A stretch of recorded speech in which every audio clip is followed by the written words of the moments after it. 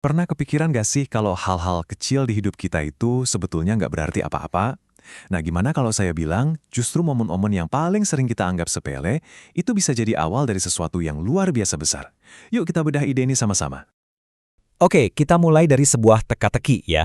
Apa coba kesamaan antara seorang anak yang dicap bodoh dengan sebuah penemuan yang mengubah dunia untuk selamanya? Jawabannya mungkin bakal bikin Anda kaget. Cerita kita mundur jauh ke belakang, ke tahun 1847. Ada seorang anak laki-laki lahir, namanya Eddie. Sejak kecil, dia punya satu kebiasaan yang aneh banget. Kebiasaan yang bikin semua orang di sekitarnya pusing tujuh keliling. Jadi setiap mesin yang dia lihat mulai dari jam saku ayahnya sampai alat-alat dapur ibunya udah pasti dibongkar sama dia. Masalahnya apa? Dia ini jago banget bongkarnya, tapi nggak pernah tuh berhasil pasang lagi. Berantakan semua. Di sekolah, rasa penasarannya yang super besar itu, malah jadi masalah. Guru-gurunya sampai kesel karena dia nanya terus-terusan. Mereka mikir, ini anak bukan cerdas tapi bodoh. Sampai akhirnya, saking parahnya dibully, anak ini mogok, nggak mau sekolah lagi. Dia dipanggil bodoh sama teman-temannya cuma karena rasa ingin tahunya beda dari yang lain. Nah, tapi disinilah ceritanya jadi luar biasa. Anak laki-laki itu, yang nama lengkapnya Thomas Alva Edison, tumbuh besar dan mendaftarkan lebih dari 1.000 paten, termasuk bola lampu, fonograf, dan kamera film. Bayangin, anak yang dianggap bodoh itu, ujung-ujungnya malah menerangi dunia kita semua. Kisah Edison ini jadi bukti nyata kan? Awal yang kecil, yang sering banget salah dimengerti sama orang lain, ternyata bisa jadi pondasi buat sesuatu yang hebatnya nggak kebayang. Dan ternyata, prinsip yang sama ini muncul juga loh di sebuah kisah kuno. Kali ini, pahlawannya bukan penemu jenius, tapi justru seseorang yang statusnya paling rendah, paling tak berdaya, seorang gadis budak. Coba bayangin kontrasnya. Di satu sisi, ada Naaman, panglima besar, kaya raya, berkuasa, tapi putus asa karena kena penyakit kusta yang nggak ada obatnya. Di sisi lain, ada seorang gadis tawanan tanpa nama yang nggak punya apa-apa, kecuali keyakinan di hatinya. Dan lucunya, solusinya justru datang dari orang yang paling nggak dianggap ini.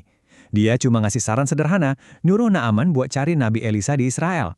Cuma saran loh, yang gampang banget buat diabaikan sama seorang panglima besar. Terus obatnya apa? Kirain ramuan canggih atau ritual mahal gitu ya. Ternyata cuma disuruh mandi di sungai 7 kali. Konyol kan kedengerannya? Perintah ini benar-benar menantang logika dan gengsi si panglima. Tapi pada akhirnya, ketaatannya pada hal kecil itulah yang bikin dia sembuh. Nah, dari dua cerita tadi, kita belajar soal satu hal penting, perspektif. Pertanyaannya, waktu kita lagi hadapin masalah, kita lihatnya dari bawah, kayak semut, atau dari atas, kayak elang. Coba bayangin kamu jadi semut. Ada kerikil kecil di depanmu, buat kamu, itu udah kayak tembok raksasa kan? Rasanya kayak, udah, ini air jalan, nggak bisa kemana-mana lagi.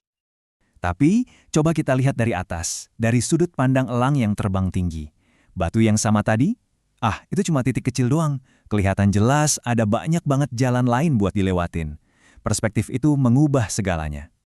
Nah, sekarang pertanyaannya buat kita semua nih. Waktu lagi ada masalah, kita lebih sering pakai kacamata semut atau kacamata elang? Ini tuh ngingetin kita sama satu cerita. Ada seorang pria yang bangga banget sama satu pohon miliknya yang sempurna. Terus, tiba-tiba datang badai besar yang menghancurkan pohon itu sampai berkeping-keping. Dia jelas putus asa, merasa semuanya udah hilang. Tapi yang dia nggak sadar, badai yang sama itu justru menyebarkan benih-benih pohonnya kemana-mana. Dari satu pohon yang hancur, sebentar lagi akan tumbuh sebuah hutan. Oke, jadi semua cerita ini artinya apa buat hidup kita sekarang? Coba kita lihat gimana kepingan-kepingan puzzle dalam hidup kita sendiri itu ternyata saling nyambung. Coba deh kita ingat-ingat lagi masa-masa sulit kita. Mungkin rasa sakit hati karena berantem, beban karena sakit, masalah keuangan, atau kegagalan yang rasanya memalukan banget.